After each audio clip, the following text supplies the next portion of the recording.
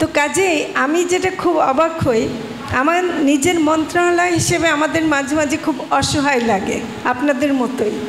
আমরা জেলেদের মন্ত্রণালয়, বুঝছেন, ভূমি মন্ত্রণালয়ের এইসব বাওরের মালিক, হাওরের মালিক, তারা ইজারা দিয়ে দেবেন, আর আমরা তখন কাতর হয়ে বলি যে আমাদেরকে এটা দেন, আমাদেরকে একটু সিদ্ধান্ত নিতে দেন, আমরা ইয়ে করি।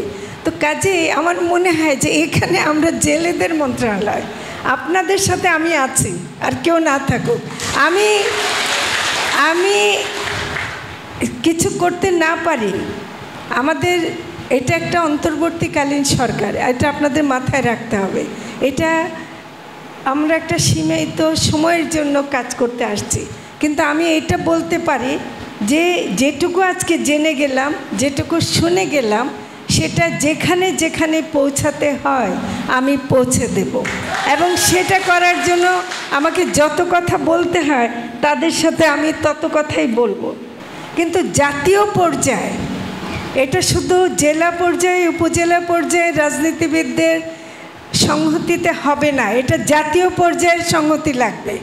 রাজনৈতিক দলগুলো জাতীয় পর্যায়ে বলবে যে বাওরগুলো, হাওরগুলো এখানে ইজারা প্রথা বাতিল করতে হবে, এখানে মানুষের যা হক সেটা তাদেরকে দিতে হবে, এবং ইজারা প্রথা থাকলে যেভাবে মানুষের কষ্ট হচ্ছে, মানুষ ইজারা নিচ্ছে, যারা মৎস্যজীবীদের নামে অন্যরা নিয়ে নিচ্ছে, এই পুরো সিস্টেমটা আমাদেরকে একেবারে পরিষ্কার করে ফেলতে হবে।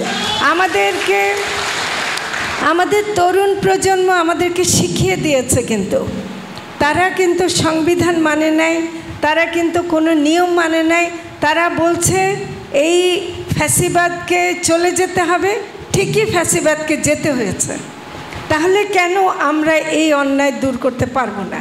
এবং আমি তরুণ প্রজন্মকে বলবো যে আপনারা দেশের অন্যান্য সমস্যার কথা যেমন বলছেন, আপনাদেরকে এই জেলেদের কথা, এই অন্যায়ের কথা, হাওর বাওরের মানুষের কথা বলতে হবে, কিন্তু কারণ তারা কিন্তু বেশি জোরে কথা বলেন না, বলতে পারেন না, তারা ঢাকায় গিয়ে একটা বড় আন্দোলন করতে পারেন না। ঢাকায় যতক্ষণ পর্যন্ত আন্দোলন না হয় মানুষ দেখে না, এবং ঢাকায় এখন যানজটের বড় কারণ হয়ে গেছে শুধু আন্দোলন, এটা সবসময় ছিল।